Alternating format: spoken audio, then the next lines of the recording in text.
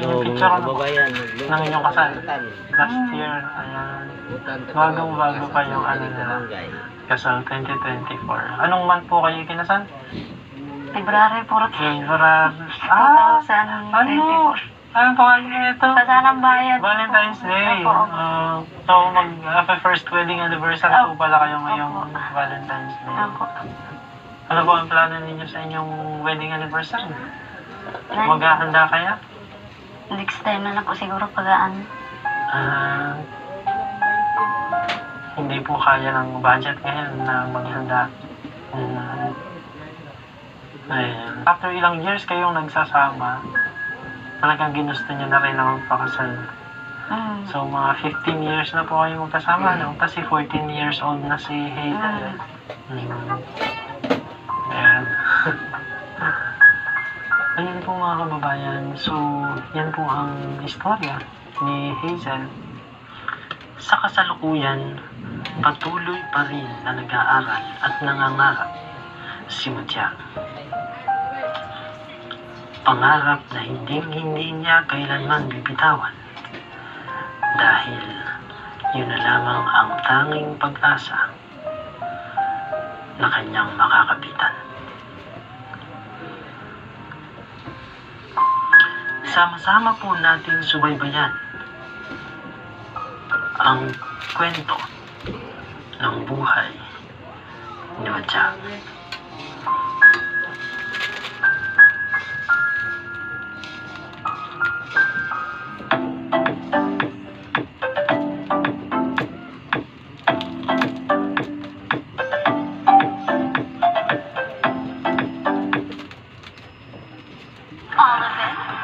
Kasing kaha daw. Now with 2 times Uy. olive oil concentrate and keratin Kaha ba? in the new Palmolive Naturals for silky straight hair. Try the new Palmolive Naturals. Nino, kaha ba? Maluto na rin ang buwan doon. Oh, itan doon.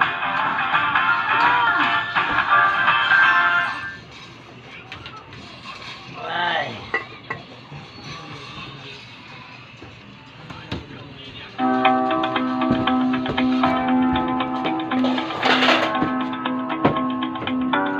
Siguro proud mo siguro sa papa sa dati ngayon. So yun yung ano ko, for sure.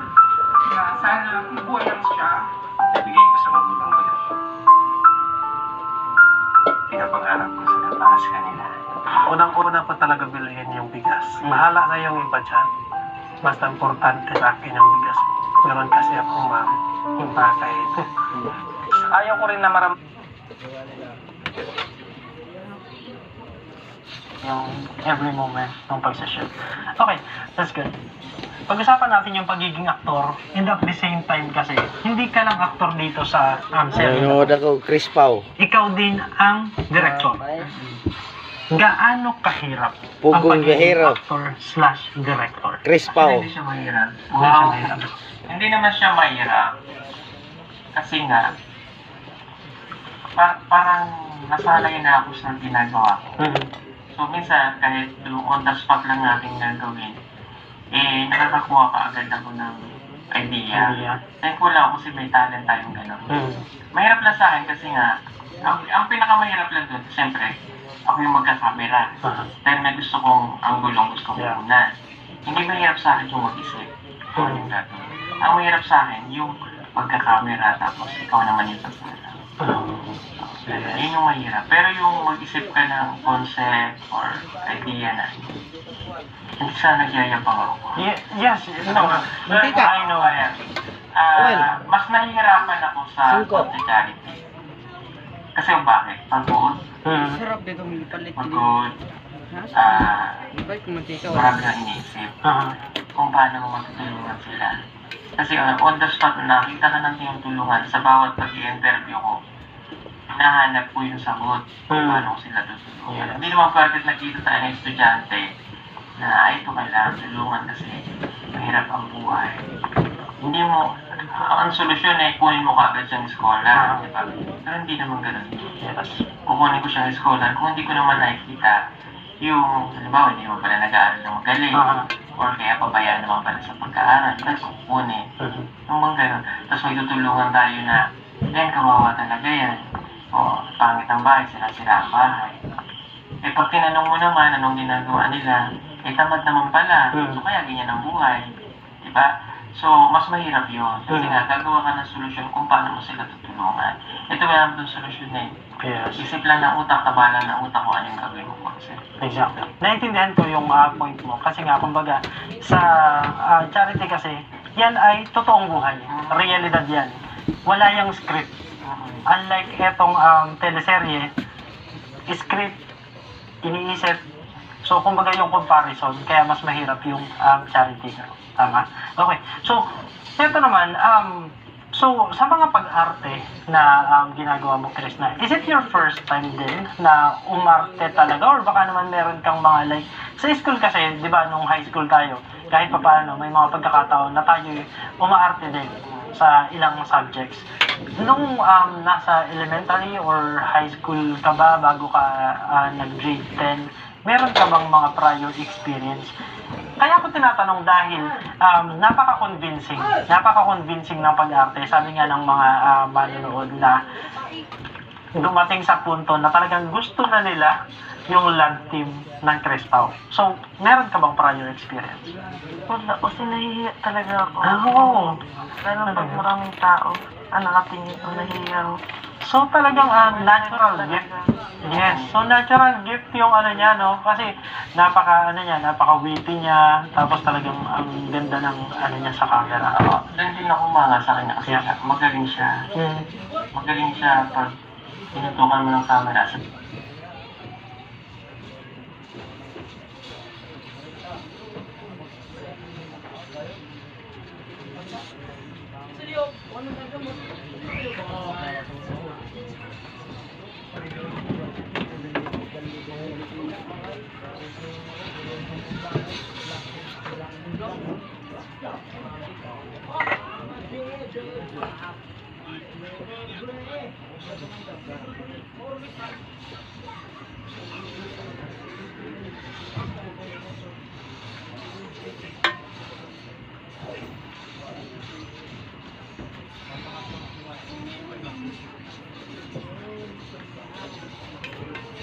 Okay guys. Luto na guys, luto na. Magbrito naman tayo ng buwad guys. Tuyo.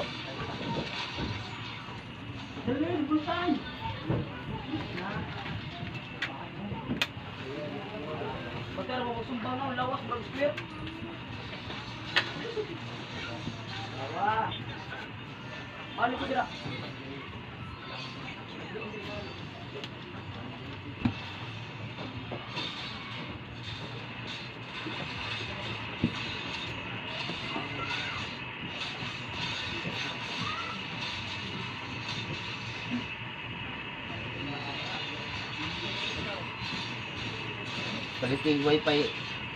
Set. Nagro na set. Ako na.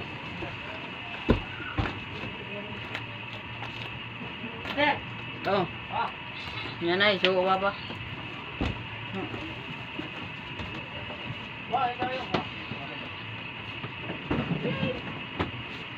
Ano? Siya ton. Ay, sa akong video. Ay.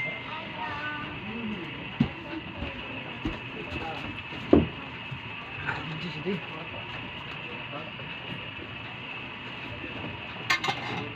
Utan mo? Tan.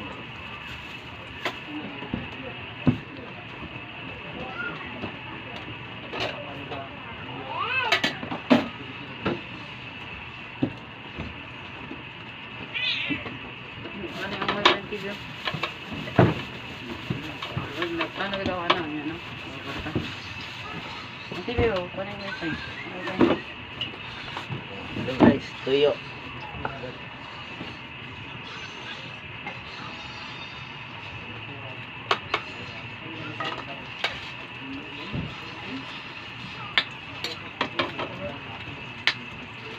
Nalabay na kong plastic. May plastic yan. Parang sobra ako. Daghan kayo.